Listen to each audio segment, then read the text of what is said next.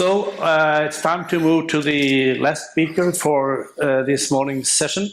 And so it's a pleasure for me to welcome Dr. Paul Molloy. He is CEO and founder of Oxford House, a non-profit tax-exempt organization that charters Oxford houses. Paul Molloy has previously served on the boards of the National Association of Drug Court Professionals, NADCP, and Vision, a model program in Silver Spring, MD, providing intervention and training for homeless individuals. And today we look forward to learn more about the Oxford House model, please.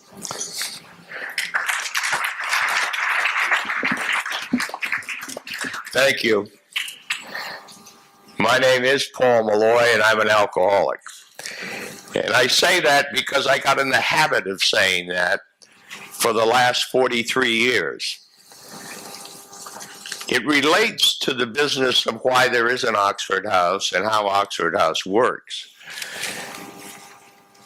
But my own recovery from alcoholism was one of those good luck things that happens to some of us. The good luck thing that happened for me is that my wife, Jane, had me committed to a mental institution and divorced me. And we were divorced for 13 years. We've now been remarried for 30 years. She held a grudge for a very long time, simply because some of the times that I would drink, I would try to kill her, and she got sick of that and had me committed. That was 43 years ago. As a matter of fact, I wasn't that successful in the psych ward where I was committed as a patient because the psych ward evicted me after a fashion. If you're a lawyer in a psych ward, you're popular. And I was a lawyer in the psych ward and very popular. Among other tasks that I took on for the patients and myself was to force the institution to let us watch the 11 o'clock news, because I said it violated our civil rights not to watch the 11 o'clock news. And finally, on behalf of all the other patients in the ward, I won, and they let us watch the 11 o'clock news. Most of you now are not old enough to remember that following the 11 o'clock news in the United States, there was a program called Johnny Carson that lasted for an hour and a half. And I began my new crusade to get the hospital to let us watch the Johnny Carson show. And they said, "You've got to leave." I said, "What do you mean? This terrible woman who's placed me here, I'm covered by her Blue Cross Blue Shield, and I have 289 more days of coverage." And they said, "Not here." And so I ended up on the streets of DC. On the streets of DC, I first of all manipulated Catholic Charities and all the other religious groups I could find to get money. And soon it dawned on them that the money they were giving me, I would take down the street to the bar and buy booze. Living on the streets was a difficult job, particularly in bad weather. And finally, I got sick enough of the bad weather, so I called the first lawyer that I had fired when I was in the psych ward and said, "I have a problem. I'm an alcoholic. I need help." Well, he had tried to convince me of that when he first met with me in the psych ward. And he wasn't very patient with my new call. And he said, "Paul, I just think you're a bastard. And I'm not going to help you unless you can go 3 days without a drink." So I went 3 days without a drink, and the lawyer came and picked me up, brought me to Montgomery County, Maryland, which had a 21-day program for the treatment of alcoholism. And I landed in that 21-day program, not really believing that I was an alcoholic, but believing that all was lost, my life was over. I'd been Republican counsel to the Senate Commerce Committee. Jane and I were both lawyers and yuppies of our days in the 1960s. We had 5 children. She was now divorcing me. My life was over. But what happened in that 21-day treatment program was that the system kept me away from booze and kept me away from other drugs. And then at the end of that 21 days, the county said you can go live in a halfway house. And I went to live in a halfway house with 13 other men, 12 other men. There were 13 of us all together.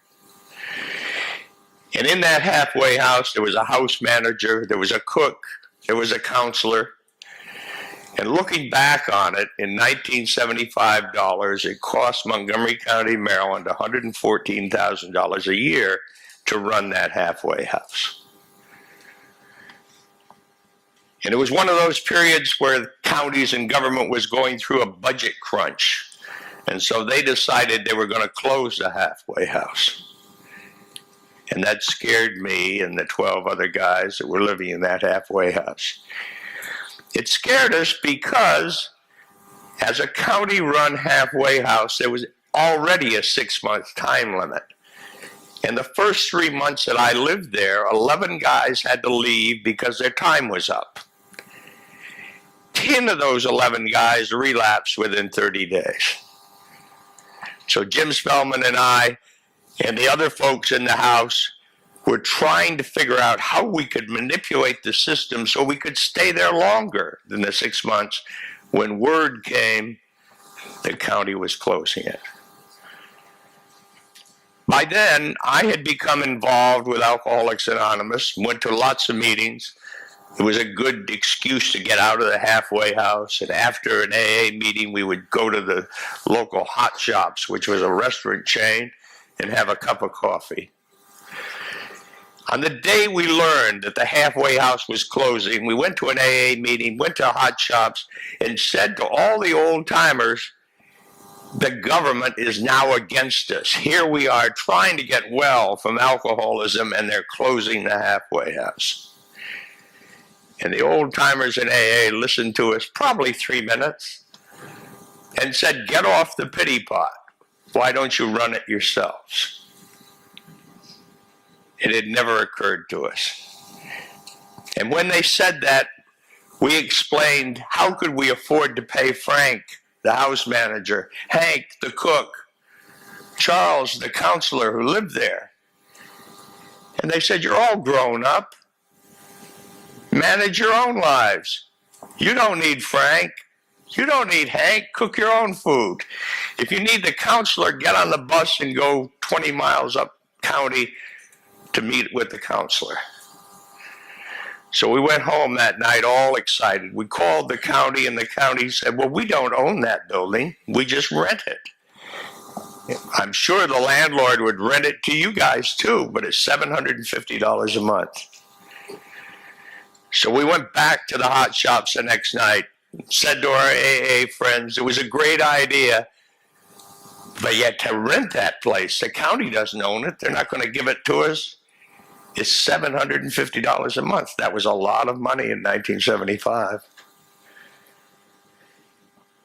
They said, well, divide the cost, pay for it yourselves, get a job. It had never occurred to us that we should get a job. But through the grace of God and the meanness of Jane, I ended up with that group of people that were concerned about saving our own skin. We were totally selfish. We wanted some place where we could get 3 meals a day. We wanted some place where we didn't have to sleep in the rain.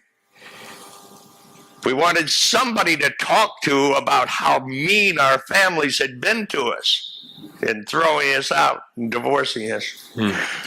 We wanted to complain to somebody about how government was so insensitive.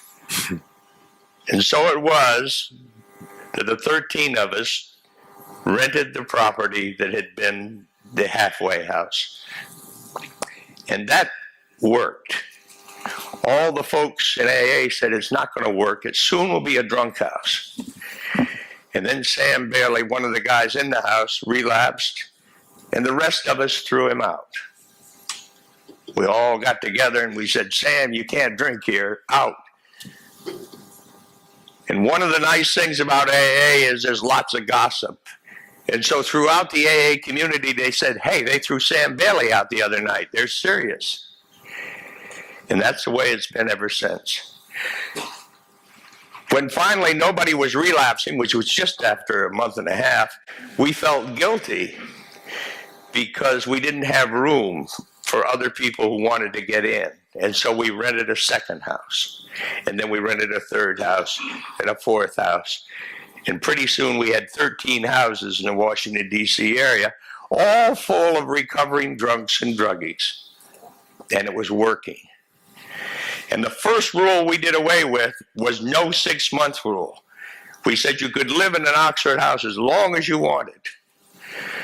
The second rule that my colleagues in the house imposed upon everybody is that we would all pay an equal share of expenses.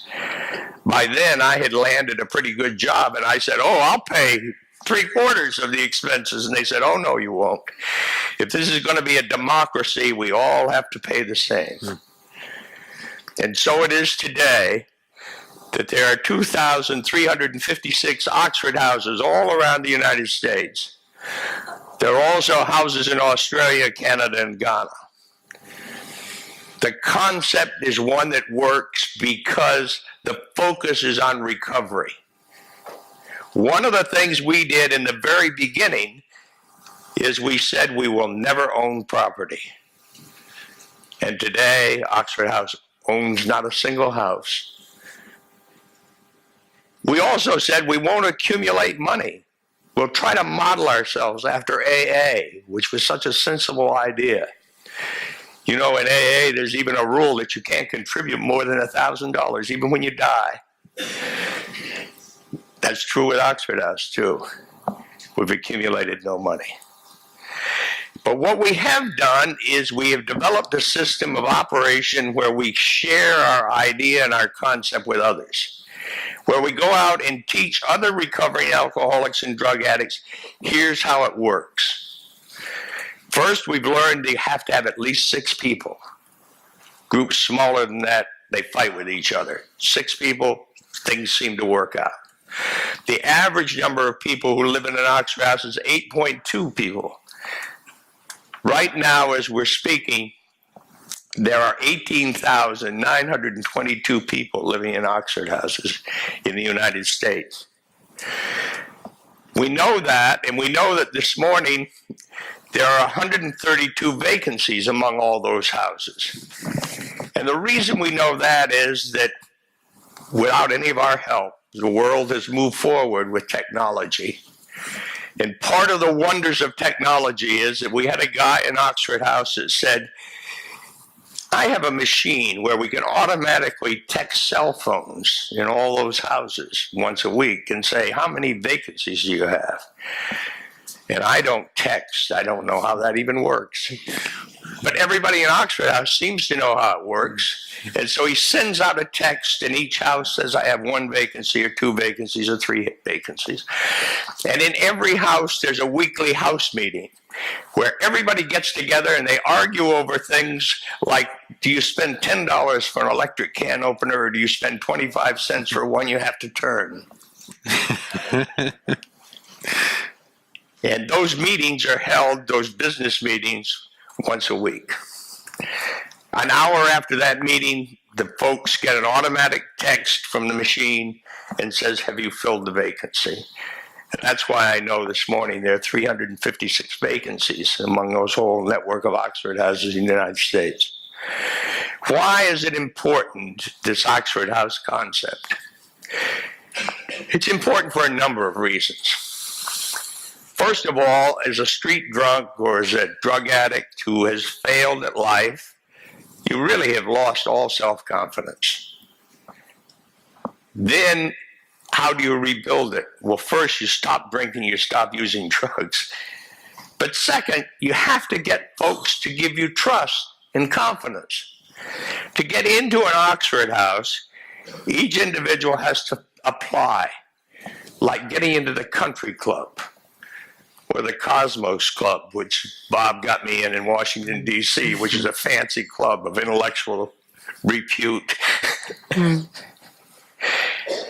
When the person comes to an Oxford House and applies, his peer group will ask him, are you serious about recovery? How long you been clean and sober? And have you got a job? And if you haven't got a job, are you willing to get one? We'll help you do it. And then there's a vote, and it takes an 80% vote to get in. Well, once you've been brought in by an 80% vote, you feel pretty good. It's like getting into the country club, like getting into a fraternity.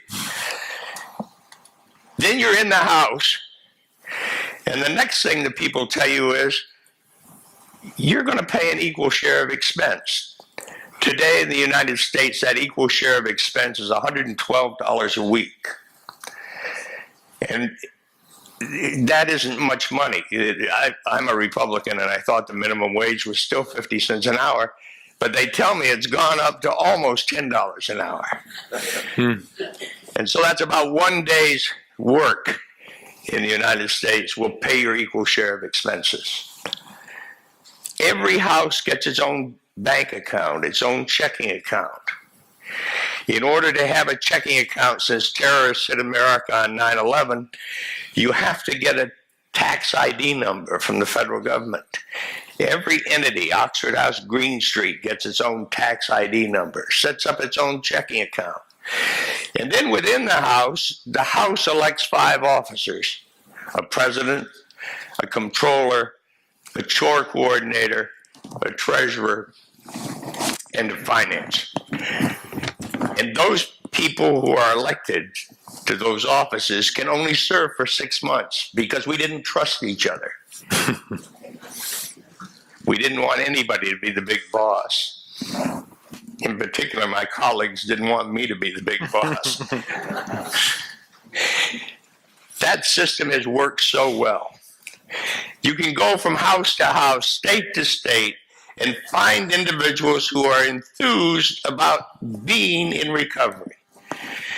When I used to go to AA meetings before Jane finally had me committed to the Nut House, I would listen to people say, my name is so-and-so and I'm a grateful alcoholic. And I would think to myself, brain damage. Clearly that person has brain damage. I had nothing about being grateful about. Today, I can honestly say I am a grateful alcoholic because of the wonderful people I have met, not only in the programs, the 12-step programs, but also in Oxford House. 480,000 people have gone through Oxford House.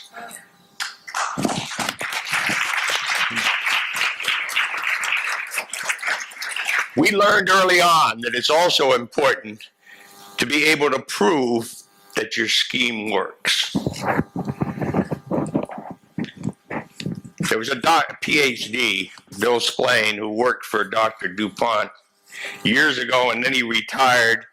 And in 1987, after he retired, he was teaching at Catholic University, and he came to us and said, can I research what success has happened in Oxford House? So 13 houses in the DC area. Sure, we said. He came to us several months later and he said, you know, I've tracked down 1,280 people who had lived in these 13 Oxford houses between 1975 and 1987, and 80% stayed clean and sober. And we said, oh my God, what are we doing wrong? We're losing 20%.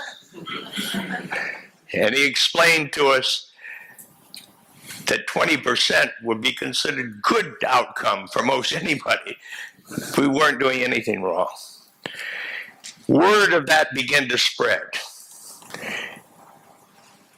And finally, the federal government recognized that it would be good to try to encourage others to create Oxford houses around the country.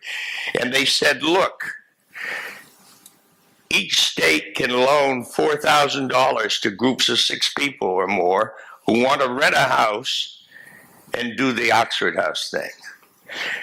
And we said, okay, we'll create a central organization called Oxford House, Inc. We have a website which you can go to and look at all the things about Oxford House, Inc. And we'll give you a charter free The charter has just 3 conditions. 1, the group must be democratically self-run. 2, the group must be financially self-supporting. Pay your damn bills when you're supposed to. And number 3, if anybody relapses, throw them out. That's the system. It's easy, it's simple. It can work anywhere. Anywhere where there is property, where houses can be rented. We like to think of each Oxford House group as just like an ordinary family. There are houses for men, there are houses for women, there are houses for men with children, there are houses for women with children. There are no co-ed houses because early on we found that co-ed houses divided themselves into many little groups, and you lost the group cohesion that was necessary for an Oxford House to work. So I encourage you all to go to our website, take a look. We'll encourage Oxford Houses everywhere. There are now 5 houses in Ghana. There are 28 houses in Alberta Province, Canada. There are 8 houses in Australia. We hope there will come a time when there'll be houses everywhere throughout the world so that drunks and druggies like me can come in off the street, find peer support. That peer support has such credibility. As we tell each other stories about the terrible things we did while drinking or using drugs, each of us knows that some of us are exaggerating a little bit. But in our heart, we know that most of what we're saying to each other is true. And it's a terrible, terrible life to be hooked on booze and drugs. But you don't have to stay that way. Let's get lots of Oxford Houses going in Sweden, Europe, throughout the world. Thanks. Thank you. Thank you, Paul. Thank you so much. I think your presentation has indeed, it has touched our mind, our brains, but also our hearts. Thank you so much. Thanks also to all other speakers this morning. It's time to close this morning's session, and coffee is waiting. And for you speakers, I think also a lot of questions are waiting outside. Thank you so much.